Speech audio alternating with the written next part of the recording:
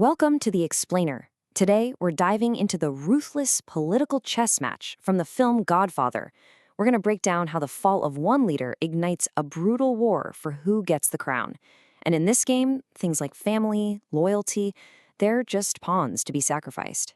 So, that really is the question, isn't it? When a king falls, what happens to the kingdom? This is right at the heart of our story. After the sudden death of the state's incredibly powerful chief minister, PKR, a massive power vacuum just rips open. And believe me, the fight to fill it starts immediately. So, with the king gone, things just fall apart. The state is thrown into total chaos. That power vacuum he left behind, it starts sucking everyone in. And the battle for his throne, man, it kicks off in the very moments after he's gone. So, with the king out of the picture, two major players step right out of the shadows, and they both have their own very dark plans for grabbing that throne. All right, so who are we dealing with here? On one side, you've got Home Minister Verma. This guy is a total political crocodile, right? He's completely at home in the dirty, murky waters of politics. And on the other side, we've got Jaidev, PKR's own son-in-law. Now, he looks the part.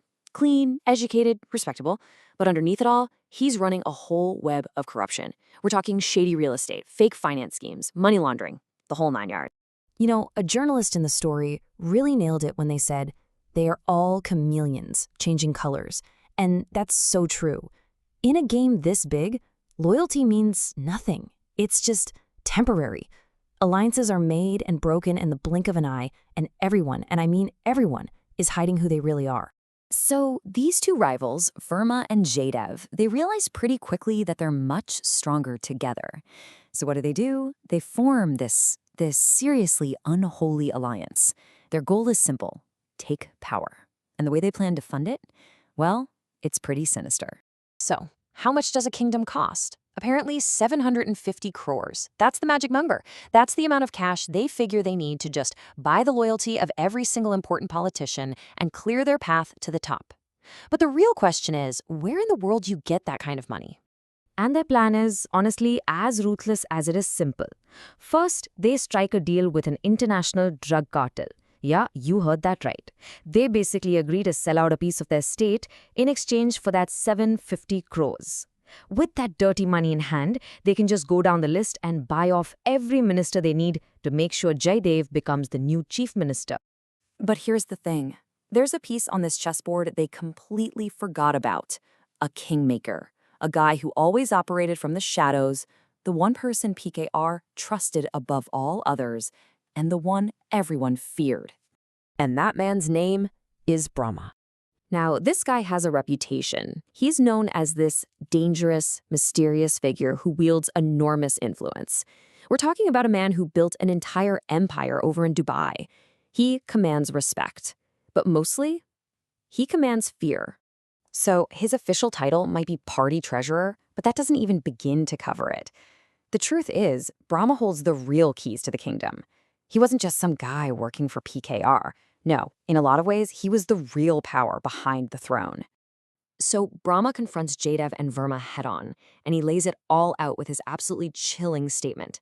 He's making it crystal clear that he's the ultimate authority here, and there is no way he's going to let them corrupt the party with their drug money.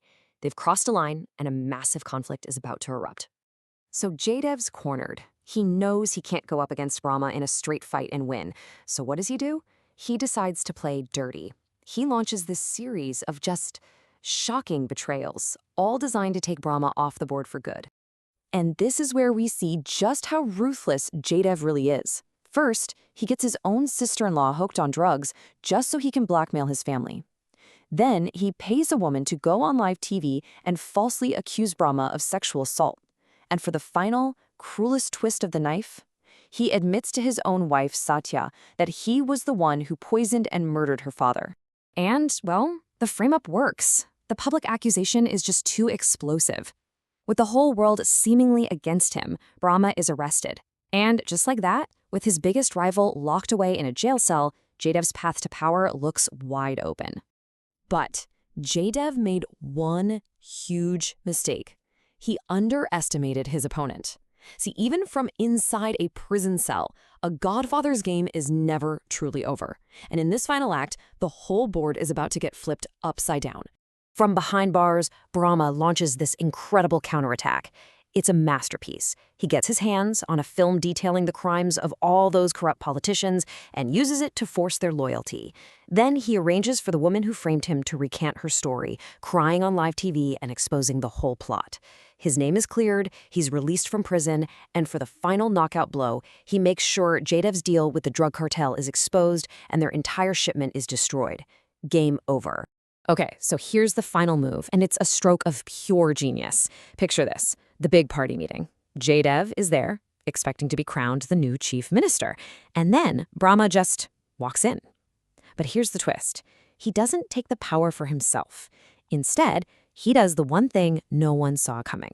He nominates Satya, PKR's daughter, the woman Jadev betrayed, to be the party's new leader. And with that, it's a done deal. With Brahma's stamp of approval and all the other politicians now terrified of him, the party's support just snaps into place behind Satya. She accepts, taking the throne that was her father's, and in one move, she avenges his death. So this leaves us with a really interesting question, doesn't it? We have a good leader on the throne, the bad guys have been taken down, but with a godfather like Brahma pulling all the strings from the shadows, is the state really free, or is it just under new management? It really makes you wonder if, in the game of power, the final move is ever really the end.